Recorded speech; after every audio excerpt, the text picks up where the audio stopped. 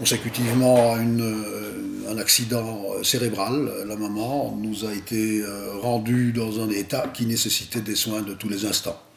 Nous avons donc décidé, d'un commun accord avec mon père, car mon père était toujours là à cette époque, de faire appel au service de l'ADMR dont nous avions entendu parler. Et il a été décidé de mettre en place un système qui nous permet le matin d'avoir des soins chaque jour au lever de la maman. Ce système nous permet également l'entretien de la maison. Une fois par semaine, nous avons une aide ménagère qui procède au nettoyage de la maison et qui entretient. Nous avons également demandé à bénéficier de l'aide des gardes-malades de manière à pouvoir quitter la maison, puisque je suis seul avec la maman à présent, le papa a disparu. Cette présence de l'ADMR l'après-midi me permet de procéder aux courses du ménage et à tout ce qu'il y a lieu de faire. On se voit souvent le mercredi. Hein. On fait la toilette, puis on vient déjeuner et on reste toute la journée ensemble jusqu'à midi. Hein. Oui. Ah oui. Hein. Je peux vous demander votre âge, madame? Oui, moi j'ai 25 ans. Ben, vous ne le faites pas. On prépare la table avec madame, on papote tout le temps. Donc elle n'est jamais toute seule, quoi. Oui. Tout le temps et montrer qu'on est là.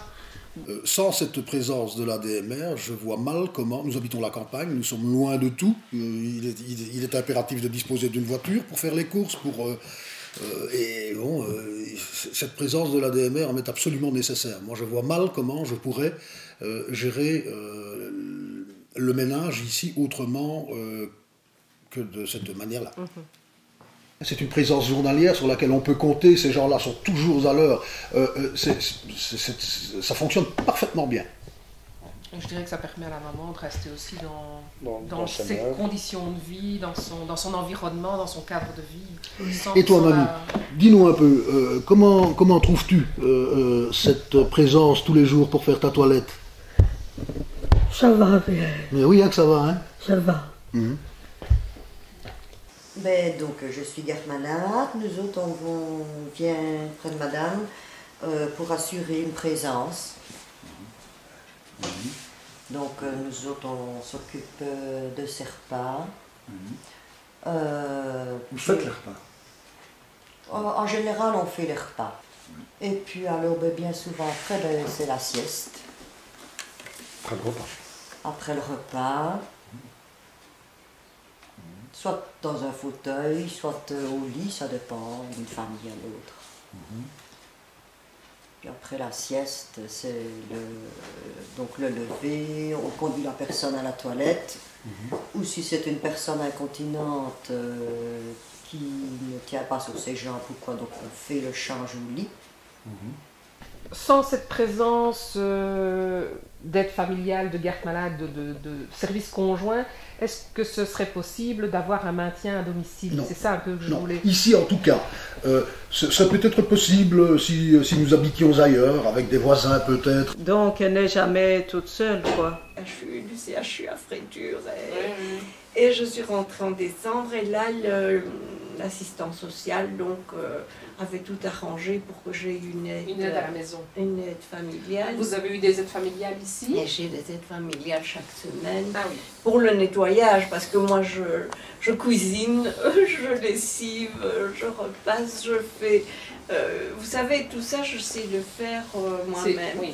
Vous saviez qu'il existait des ouvriers polyvalents à la DMR? Ben oui, j'ai appris alors qu'il y avait des ouvriers parce que j'avais demandé à la commune et j'ai encore redemandé parce que c'était difficile d'en avoir maintenant. Pour résumer, on va faire simple, c'est beaucoup de jardinage en été, printemps-été, beaucoup de jardinage, je dirais même 100% ça va être ça, et sur les mois d'hiver, c'est beaucoup de... on va retapisser, repeindre, des travaux à l'intérieur. Voilà, nettoyer un grenier, nettoyer une cave. Après, c'est surtout des questions d'ampleur du travail. On ne peut pas rester deux semaines chez un client, par exemple. Ça va être des choses ponctuelles, quoi, de toute façon. Ce qui est bien parce que ça nous permet de changer tous les jours de travail. Oui, de voir d'autres gens, Oui aussi, oui. d'autres endroits. On peut faire vraiment tout. Je suis même déjà chez une cliente fabriquer des petits parterres surélevés par exemple avec des palettes. Allô?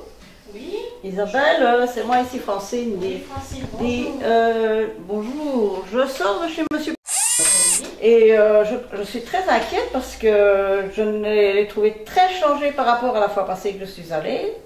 Concrètement, qu'est-ce qui te fait dire qu'il est perturbé? Qu'est-ce qui, selon toi, a changé depuis la dernière fois?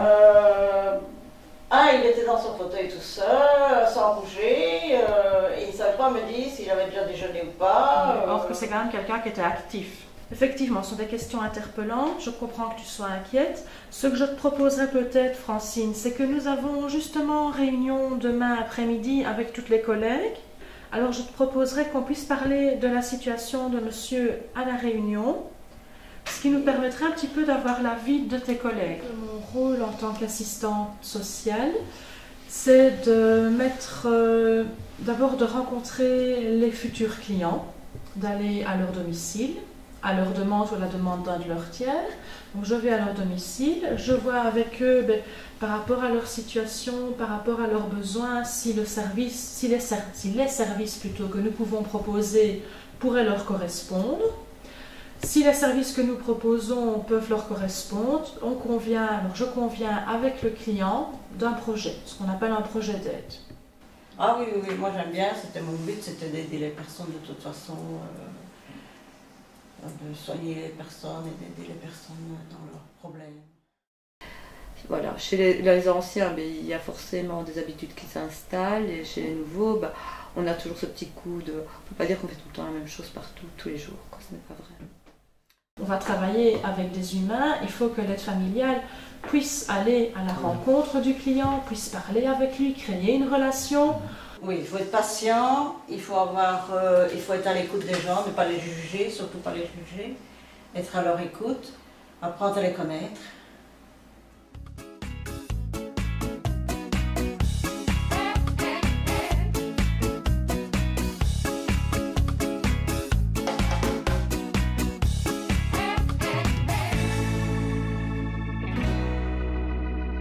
Won't you have to say